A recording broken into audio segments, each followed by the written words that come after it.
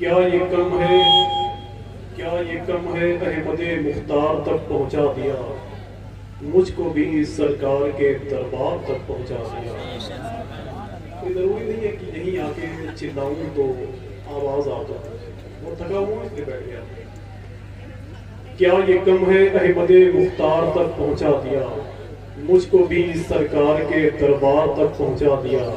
अरे मेरे माबूद तू कितना बड़ा रहमान है, तूने मुझको मिंबरे सरकार तक पहुंचा दिया। अरे मेरे माबूद तू कितना बड़ा रहमान है, तूने मुझको मिंबरे सरकार तक पहुंचा दिया। अब सब लोग बैठे हुए हैं, एक शेर याद आ रहा है मुझे, सुने आप कि दर खुल रहा है इल्म का दीवार चुप रहे।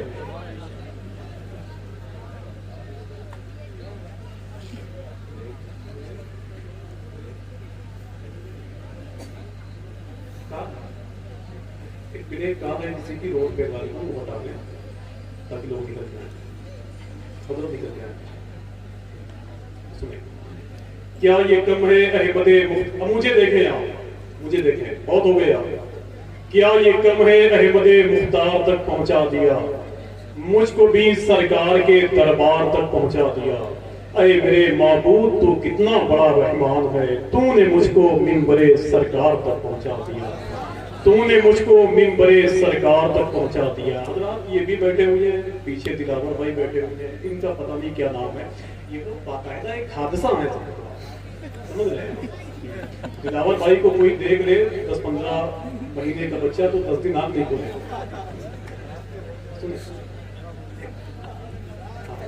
सबकी अलग अलग कैटेगरी है भाई, अगर उतरौला के अतराफ में आ जाओ जलसे में तो यही लोग मिलेंगे। एक कलंदर के सामने बैठे हुए हैं, सुने, दर खुल रहा है इल्म का दीवार चुप रहे। देखें सिद्धायन भाई भी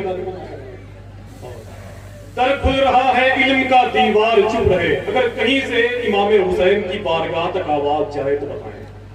दर खुल रहा है इल्म का दीवार चुप रहे, दीवार क्या है वक्त की रफ्तार चुप रहे। अब्बास यूं खामोश है हुक्मे हुसैन पर, जैसे नियाम में कोई तलवार चुप रहे। अब्बास यूं खामोश है हुक्मे हुसैन पर, जैसे नियाम में कोई तलवार चुप रहे।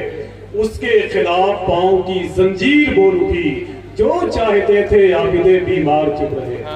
जो चाहते, ये शेर पढ़ने का हक मुझे इसलिए है कि मैंने इमाम हुसैन की बारगाह देखी। इनको देखा करें आप कभी कभी, दिल कहे आप, इसने इमाम हुसैन की बारगाह देखी और यज़दानी भाई से मोहब्बत करने की बेशुमार मुझे है। और मैं तो इनसे ज्यादा मकबूल आदमी नहीं हूँ, लेकिन कुछ लोग मुझे पहचानते हैं।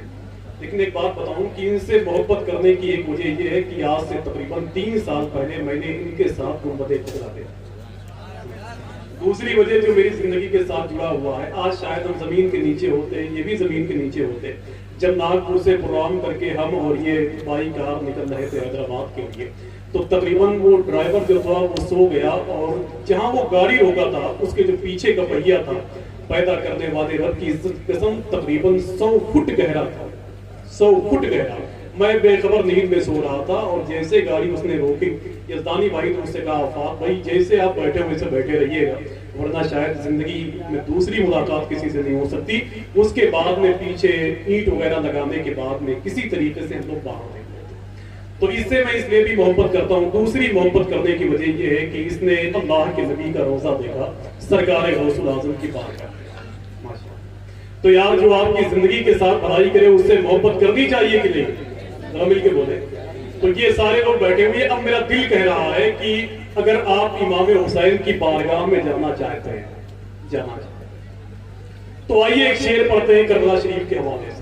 वैसे ये बेरमपुर की जमीन उतरौला के करीब की है। बताएं आप सबसे कि कहने को यूं दुनिया में तो मैखाने बहुत हैं, सुनने के लिए प्यास के अफसाने बहुत हैं। इस शहर में जल सकती नहीं शमए यजीदी, इस शहर में शब्बीर के दीवाने बहुत। यकीन दिला दे, बस किसी तरीके से यकीन दिला दे और इंशाल्लाह करबला शरीफ जाएंगे आप। जब यार मुझ जैसा गरीब आदमी हर 3 महीने पे मदीना शरीफ जा सकता है, आप क्यों नहीं जा सकते भाई? समझ रहे हैं आप? अल्लाह का शुक्र है मैंने 1 साल में 3 मरतबे अपने रसूल का रोजा देखा है। तो इंशाल्लाह तैयार रहे, सबको चलना है मिलके। कि सूरज की तरह हुर जो नमूदार हुआ है। अगर इमाम हुसैन के नाम पर आप नहीं बोल पाए फिर कभी नहीं बोल पाएंगे आप, फिर आपको स्पीच थेरापी ही बुलवा सकती है। और जानते हो उसे क्या कहते हैं? आ ई ऊ यही करते हैं मोहम्मद में सब। सुने यार, सूरज की तरह हुर जो नमूदार हुआ है, मेरे साथ सफर कर लें। सूरज की तरह हुर जो नमूदार हुआ है, नहीं बोलेंगे? कसम खा के बैठे मुझे क्या? सूरज की तरह हुर जो नमूदार हुआ है। मैं तो आपके इलाके का हूँ, करीब का हूँ, कम से कम इनको तो बताएं यार कि इस शहर के लोग बोलते हैं, इस शहर के लोग बोलते हैं, कम से कम इसी एतबार से बोल दें। जैसे एक साहब पत्थर ढोते हुए जा रहे थे, उनके पीछे एक आदमी हाफते हुए जा रहा, तो पत्थर ढोने वाले आदमी ने कहा कि यार मैं पत्थर ढो रहा हूँ मगर बिला वजह आप क्यों हाफ रहे हैं? तो उसने कहा कि चचा एक साथ दो काम नहीं कर सकते आप। कहा क्यों? कहा आप पत्थर ढोते हुए चलिए, मैं पीछे से हाफते ही हुए आ रहा हूं। समझ रहे? ऐसा ना करो आप। सूरज की तरह हुर जो नमूदार हुआ है, सूरज की तरह हुर जो नमूदार हुआ है, ये आईना एक रात में तैयार हुआ है। और शब्बीर का गम ऐसा समंदर है कि जिसमें जो ठीक से डूबा है वही पार हुआ है। शब्बीर का गम ऐसा समंदर है कि जिसमें जो ठीक से डूबा है वही पार हुआ है, जो ठीक से डूबा है वही पार हुआ है। एक आखिरी शेर, जो ठीक से डूबा है वही पार हुआ है। आखिरी शेर सुनकर बोल दें लब्बैक या हुसैन, और ऊंची आवाज में बोल दें लब्बैक या हुसैन।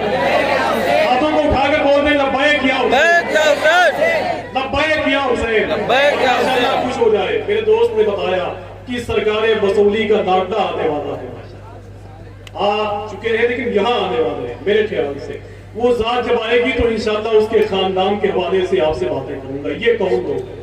ये कौन लोग हैं जिन्हें दुनिया सरकारें वसूली कहती है? आज से तकरीबन 350 साल पहले। बस इतना याद रखें आप कि जिनके दादा की बारगाह में, जिनके दादा की बारगाह में सरकारें वारिसे पाक नंगे पांव, बस अब बाकी इंशाअल्लाह बात करूंगा जब हजरत आ जाएंगे। एक आखिरी शेर बाकी है, सुने बात में कि एक शेर सुन ले आप कि सूरज की तरह हुर जो नमूदार हुआ है, ये आईना एक रात में तैयार हुआ है। और शब्बीर का गम ऐसा समुंदर है कि जिसमें जो ठीक से डूबा है वही पार हुआ है।